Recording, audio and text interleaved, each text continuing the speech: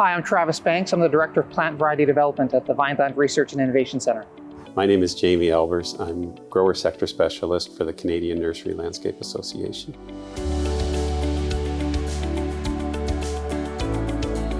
So Vineland is a not-for-profit hort research station, and our goal is to help grow and support the horticultural economy here in Canada.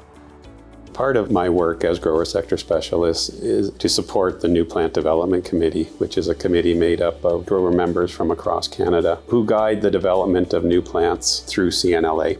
That committee was instrumental in developing the partnership with Vineland.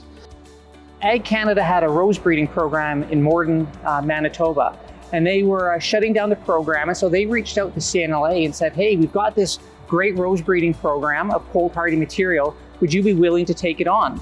And CNLA said, yeah, that sounds great, but we're not research scientists. And so Ag Canada suggested that they contact Vineland. And so we started working together ever since then.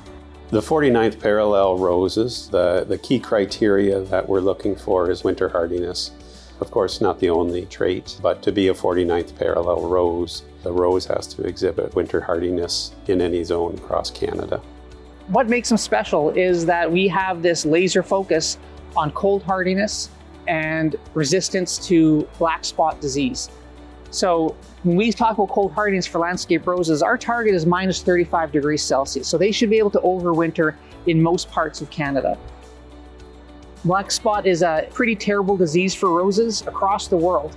And so one of our goals is to make sure that everything that we release out of our program is resistant to that disease. Through the course of our work together, Vineland has developed a screening tool where they can identify whether that seedling itself is black knot resistant.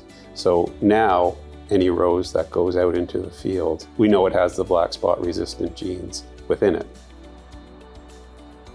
When it comes to rose breeding, there's a few things that you want to do. So you want to make sure that the parents that you choose for your cross are going to perform well.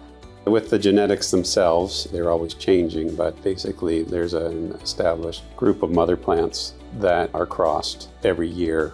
Crosses are repeated or new crosses are done. That's called hybridizing. Then those crosses develop seeds that develop new roses, which are all different. So that really is the work that Vineland does. We may generate tens of thousands of seed every year, and then only say 25% of those seed are going to germinate. We've gone from tens of thousands of seeds to maybe just 3,000 to 5,000 seedlings that we then plant out here in the field every year. We let them grow for 3 or 4 seasons. And me and my team, we come out here and we do evaluations multiple times a year to look at things like, what is the plant architecture? Are the leaves glossy or matte? Are they dark? Are they light? Petal counts, flower colors. Are they fragrant or not? And then once we identify roses that meet the criteria that we can evaluate, so we propagate those up and send them for pan-Canadian testing, where our partners look at them for another 2 or 3 years. They can tell us, how does it deal with the disease pressures in their environment? How does it overwinter there? Do we get any winter die-off? Do the roses come back? And also, because they're experienced nursery people, they can give us their opinion on what they think the retail performance of a rose is going to be. Out of that, there may be 1 or 2 that are good enough for release. And with conversations with growers and with the market, with retail garden centers, we make a decision together between Vineland and CNLA that this rose is ready for release. Well, then we have to get that rose to our partners who propagate. And so then that process of propagation to get it ready for nurseries is another couple of years. So you have to be patient. There are no public ornamental breeding programs in Canada. So if CNLA had not been successful in gaining access to those genetics, they would have been lost.